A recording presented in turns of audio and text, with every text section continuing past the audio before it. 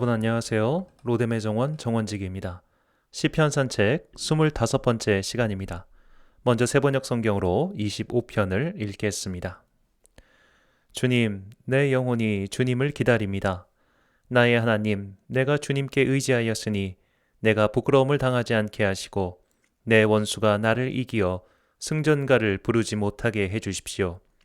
주님을 기다리는 사람은 수치를 당할 리 없지만 함부로 속이는 자는 수치를 당하고야 말 것입니다. 주님, 주님의 길을 나에게 보여주시고 내가 마땅히 가야 할 그 길을 가르쳐 주십시오. 주님은 내 구원의 하나님이시니 주님의 진리로 나를 지도하시고 가르쳐 주십시오. 나는 종일 주님만 기다립니다. 주님, 먼 옛날부터 변함없이 베푸셨던 주님의 긍휼하심과 한결같은 사랑을 기억하여 주십시오. 내가 젊은 시절에 지은 죄와 반역을 기억하지 마시고 주님의 자비로우심과 선하심으로 나를 기억하여 주십시오. 주님은 선하시고 올바르셔서 죄인들이 돌이키고 걸어가야 할 올바른 길을 가르쳐 주신다. 겸손한 사람을 공의로 인도하시며 겸비한 사람에게는 당신의 뜻을 가르쳐 주신다. 주님의 언약과 계명을 지키는 사람을 진실한 사랑으로 인도하신다. 주님, 주님의 이름을 생각하셔서라도 내가 저지른 큰 죄악을 용서하여 주십시오. 주님을 경외하는 사람이 누굽니까? 그가 선택해야 할 길을 주님께서 그에게 가르쳐 주실 것입니다. 그가 한 생애를 편안히 살 것이니 그 자손이 땅을 유업으로 받을 것이다. 주님께서는 주님을 경외하는 사람과 의논하시며 그들에게서 주님의 언약이 진실함을 확인해 주신다.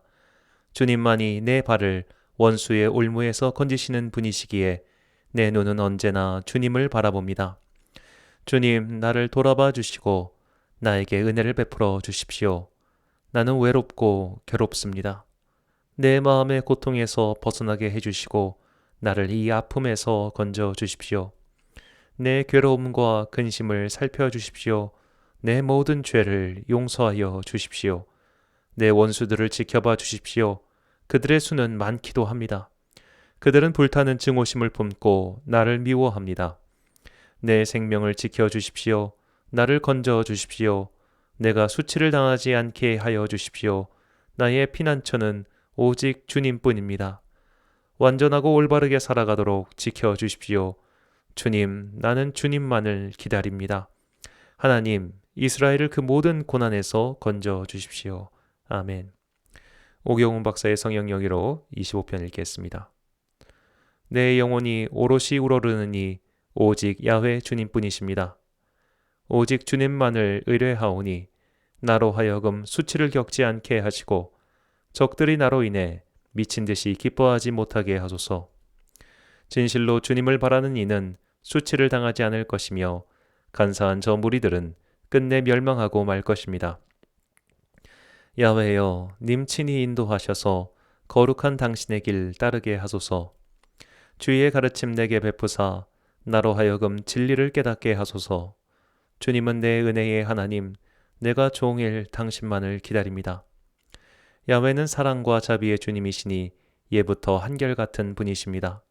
철모를 적 허물을 기억 마시고 지난 날의 죄들 사하여 주소서. 자비와 은혜를 베풀어 주시고 당신의 손길 더하여 주소서. 벌하지 않으시고 살리시는 덕으로 당자마저 야훼께 돌아오게 하시니 어디에 디뎌야 할지 일러주시고 어디서 돌이켜야 할지 보여주소서.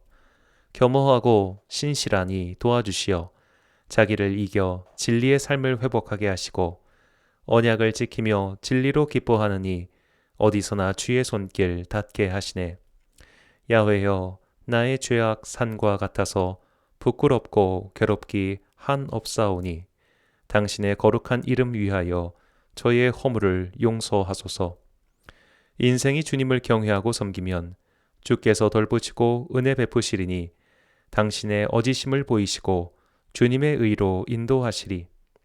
당신의 의를 겸손히 따르며 주님의 어지심에 편히 머물리니 당신의 사랑 한량 없이 입으며 자손들도 그 땅을 유업으로 받으리라. 주님은 경건한 이와 친밀하셔서 당신의 진리 맛들이게 하시네.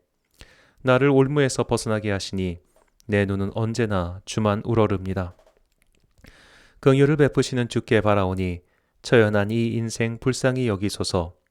근심이 하마나 마음 엉키었으니 주의 손길 내미사 건져주소서. 낭패에 빠진 나를 안타까이 여기사 내 허물 모두 사하여 주시고 주께서 이 내 몸을 지켜주소서. 많은 원수 원망이 이 한 놈에 들이칩니다. 야훼는 나의 피난처시니 수치를 당치 않게 하소서.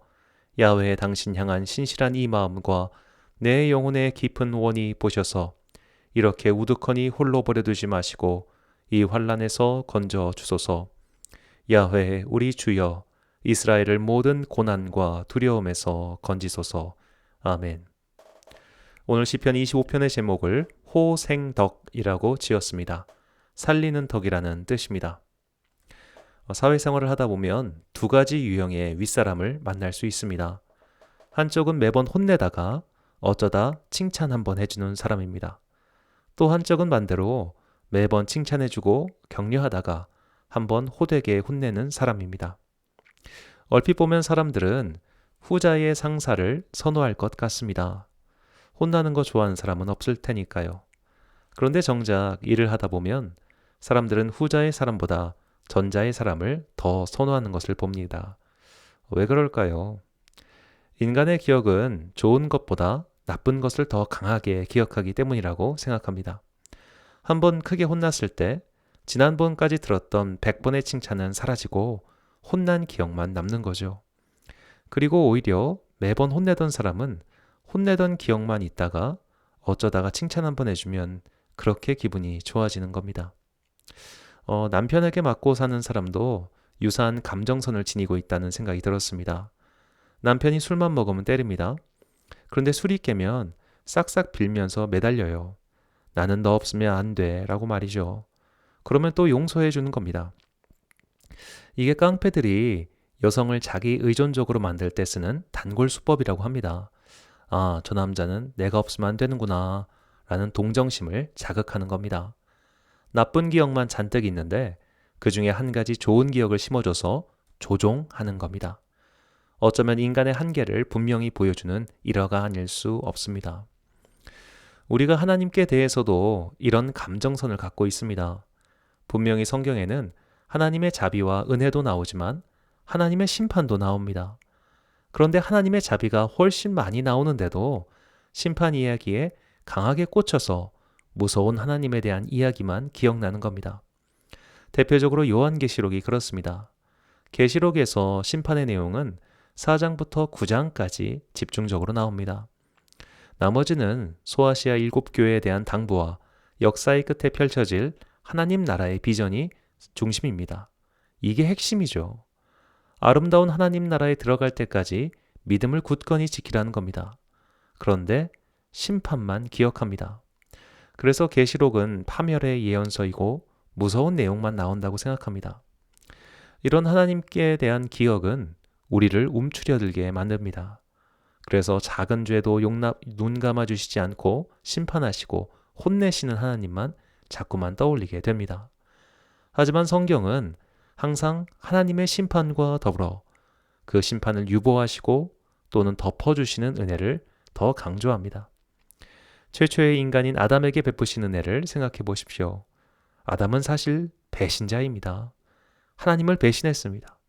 그러나 배신자인 그들을 마냥 내치지 않으시고 가죽옷을 만들어 입혀주셨습니다. 가인은 최초의 살인자입니다. 그러나 가인을 해치지 못하도록 징표를 주셨습니다. 다윗도 죄를 지었습니다. 그래서 벌을 받았습니다. 그러나 하나님께서는 다윗에게 새 생명을 주셨습니다. 그 아이가 솔로몬입니다.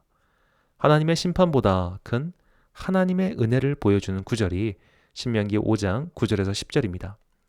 그것들에게 절하지 말며 그것들을 섬기지 말라. 나 내 하나님 여호와는 질투하는 하나님인즉 나를 미워하는 자의 죄를 갚되 아버지로부터 아들에게로 3, 4대까지 이르게 하거니와 나를 사랑하고 내 계명을 지키는 자에게는 1000대까지 은혜를 베푸느니라. 아멘.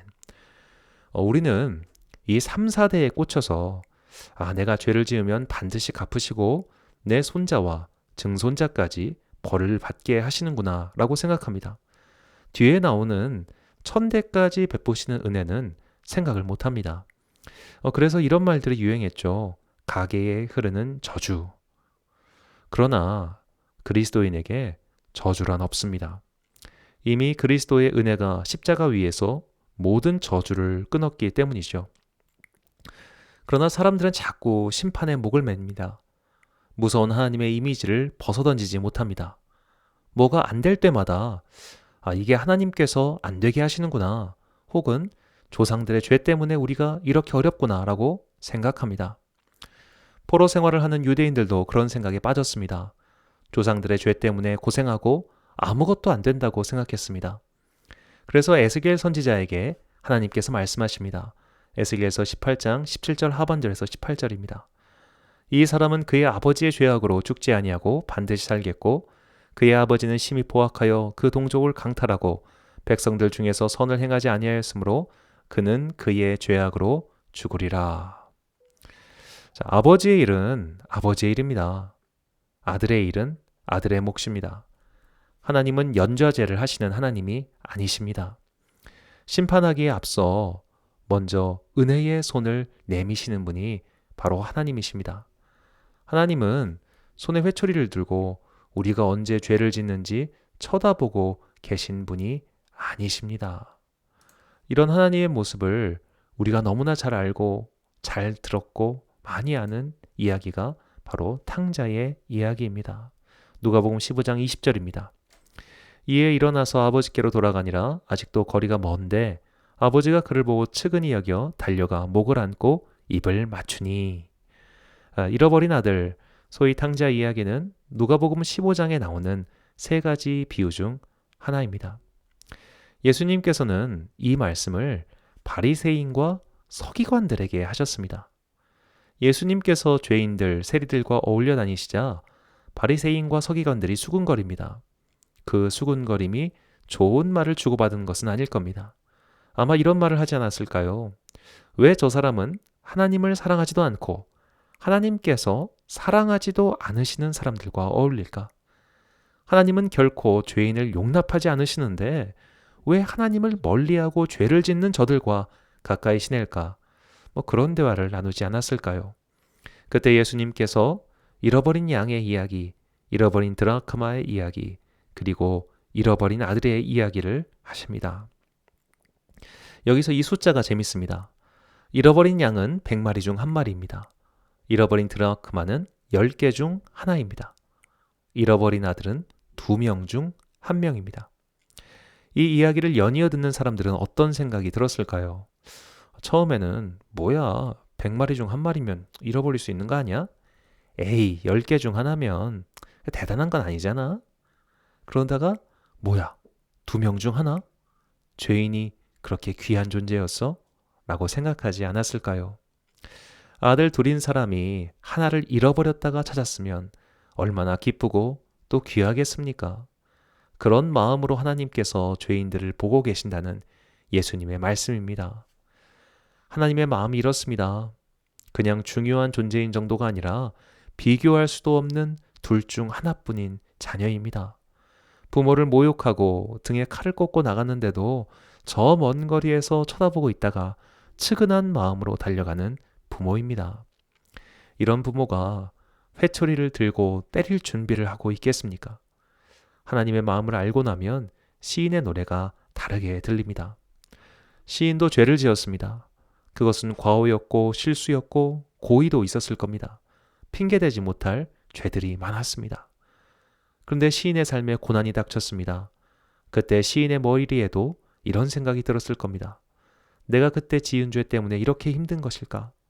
그때 지은 잘못을 기억하고 계셨다가 이제 치시는 걸까? 주님 살려주세요 라고 기도하죠. 본문 8절을 개역개정판으로 읽겠습니다. 여호와는 선하시고 정직하시니 그러므로 그의 도로 죄인들을 교훈하시리로다. 이 선하시고 정직하다고 고백한 하나님의 성품을 오경훈 박사는 호생지덕이라고 지었습니다. 살리기를 좋아하는 덕이라는 뜻입니다. 이 단어는 유교의 세 가지 경정 중 하나인 삼강오륜이 아니고 사서삼경이라고 하죠. 서경에 나오는 말입니다. 서경은 공자가 편찬한 책으로 전설의 임금인 요와 순임금, 그리고 주나라의 우왕, 탕왕, 무왕의 이야기가 담겨 있습니다. 이 서경 제3장 대우모에 나오는 선한 임금의 행동을 호생지덕이라고 합니다. 임금의 덕에 허물이 없으시어 신하를 간략하게 대하시고 백성들을 너그럽게 다스렸으며 죄는 자손들에게까지 미치지 않게 하시고 상은 대대로 늘려주셨습니다. 과실을 너그럽게 하여 크게 벌하지 않았으며 의심스러운 죄는 가벼이 하시고 의심스러운 공은 중히 하셨습니다. 죄 없는 사람을 죽이느니 차라리 법을 정욕하지 않으셨습니다. 삶을 아끼시는 덕이 백성들의 마음에까지 스며들었습니다. 오경훈 박사는 죄를 용서해달라고 청원하는 시인의 기도를 들으며 이 기도를 들으시는 하나님에 대해 깊이 묵상했습니다. 그가 만난 하나님, 그를 받아주신 하나님은 호생지덕의 하나님이셨습니다. 역사에 실존했는지도 모를 우임금조차도 생명을 귀히 여겨 함부로 처벌하지 않았을진데 우리를 낳으시고 지금까지 길러주신 하나님께서 우리의 모든 허물, 과오, 지나간 죄를 낱낱이 들추셔서 한 건 한 건씩 처벌하신다고 도무지 생각이 들지 않았습니다. 하나님은 죄를 고발하는 검사가 아닙니다. 법리에 따라 냉정히 판결을 내리는 재판장도 아닙니다. 하나님은 은혜의 아버지이십니다. 우리의 죄와 허물에 대한 심판은 그분의 1차적인 관심사가 아닙니다. 예레미야 29장 11절입니다. 너희를 두고 계획한 일들은 오직 나만이 알고 있다. 내가 너희를 두고 계획하고 있는 일들은 재앙이 아니라 번영이다. 너희에게 미래에 대한 희망을 주려는 것이다. 나 주의 말이다. 아멘. 사랑하는 로뎀 정원의 친구 여러분, 신앙생활의 모든 영역에서 우리가 가장 먼저 바르게 정립해야 하는 것은 하나님에 대한 나의 생각입니다. 심판자이신 하나님께 내 이미지가 고정되면 맨날 심판을 두려워하고 지옥불을 두려워하는 겁 많은 자녀가 될 뿐입니다. 정작 아버지는 한 번도 손찌검을 한 적이 없는데 자녀가 맨날 아버지가 무섭다고 벌벌 떨고 있으면 부모의 마음이 얼마나 아프겠습니까? 아버지는 이미 사랑을 베푸셨고 또 베풀어 주고 계십니다. 단지 내가 등을 돌렸었고 그게 부끄러워서 두려워하는 것일 뿐입니다. 이제 자비의 주님을 향해 고개를 드십시오. 그분은 여전히 사랑으로, 자비로, 인내로, 은혜로 나를 기다리고 보살피고 계십니다. 내 허물과 과오, 죄악에 대한 벌을 너무 두려워하지 마십시오. 우리 아버지가 정말 나를 사랑하시는구나. 아버지의 사랑을 확실히 믿고 있는 아이는 매를 맞았다고 해서 아버지를 원망하거나 미워하거나 또는 두려워하지 않았습니다. 매를 들었어도 그분은 나의 아버지이시고 여전히 나를 사랑하고 계시는 것을 알기 때문입니다. 사랑이 모든 것을 이깁니다. 그리고 그 사랑은 언제나 변함없이 우리를 향해 있습니다. 지난 시간 맹자를 언급하며 말씀드렸죠. 부끄러운 일이 없을 수는 없지만 부끄러움이 있음을 안다면 부끄럽지 않을 것이다 라고요. 허물과 과오, 죄가 없을 수 없습니다. 죄투성이인 나의 모습을 알고 주님께 기도한다면 주님은 여전히 사랑과 자비, 은혜와 긍휼로 나를 감싸주실 겁니다. 이 은혜의 하나님을 바르게 인식하는 우리 정원 친구들이 되시길 바랍니다. 시편 산책 25번째 시간을 마칩니다. 시청해주신 여러분 감사합니다.